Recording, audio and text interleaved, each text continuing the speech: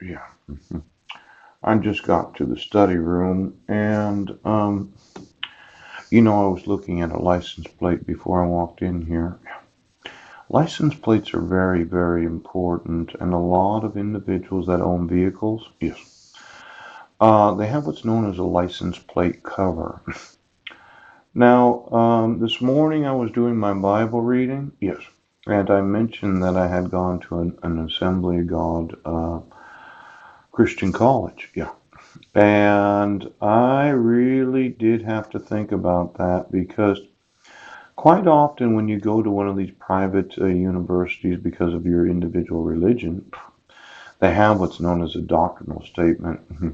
Now, I have certain duties as a citizen, yes, and responsibilities, right.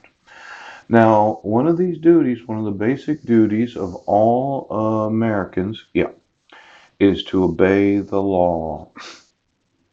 Now, the laws serve three functions. One, they maintain order. Yes. Two, they protect health, safety, and property of all citizens. Yeah. And three, they make it possible for people to live together peacefully. Now, it mentions here that Americans are required to pay taxes. Taxes are used to defend the nation, build roads and bridges, and to assist people. Now, this is kind of important. Yeah. This is the very important duties and responsibilities of being citizens of the United States. Now, I thought I should just explain when I was helping you organize crime. Yes, he was. It is my duty and responsibility to inform law enforcement of what is criminal. Oh. Now, Americans are required to pay taxes. Oh, and those taxes are used to support the military. Yes. Support Homeland Security. Right. And support the Federal Bureau of Investigation. Yes.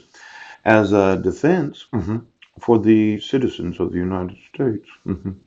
Now, these roads that we're talking about, last night I was watching the Canadian television and I got to thinking about this idea of removing dirt underneath cities to increase the number of subways. Yes.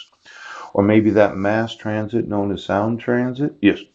Where we're going to use trains as commuter trains or subways or some of these elevated trains.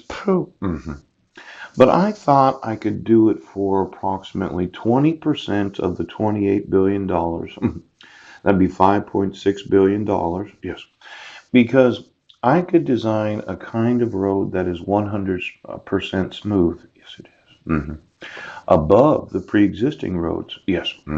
That is 100% safe because it's not a cable that holds the commuter car. Yeah. It's actually just a piece of metal that's been, well, it's been smelted at approximately 4 to 5,000 degrees. You remember all those junk cars I was telling you about? Yeah. Quite often when you heat up a large number of junk cars, yes, somewhere around, oh, I would say 3 to 4,000 degrees. Yeah.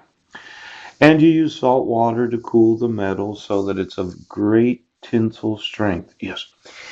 I don't think it'd have to be, well, in diameter, though it could be square. Yes, it could. It could be oblong. It could be triangular. It's whatever you want.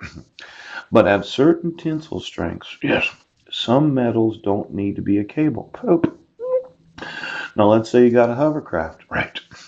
It's off the ground a couple inches. Yes. It's hovering along a very smooth surface similar to this right here. Yes, it is. And you got a loop on top of it that it's there to make sure it doesn't go too far off the rope. That's right. It puts pressure to keep it down when it's going up. Now, this whole idea of seismic concerns, yes. When you're looking at transporting a large mass of individuals, it could be millions, it could be billions, considering population growth. Yeah. And you have two light posts, yes, where there are traffic lights, yes. I could take the post out of where it pre-exists, yes. I could put one of these beams up 30 feet, yes. Could put a road on it and put the traffic lights underneath it. Yeah. And then the hovering effect of that 2 foot square, where it's the wobbler, yes, salt fusion. Oh, and one of these high speed RPM hovering types of motors. Yeah, it is. Now you'd say, well, what if it rains? Yeah, that's what you'd say. Hovering is available on water, yes, but when it's a really smooth surface, yes, you can actually use what's called a squeegee.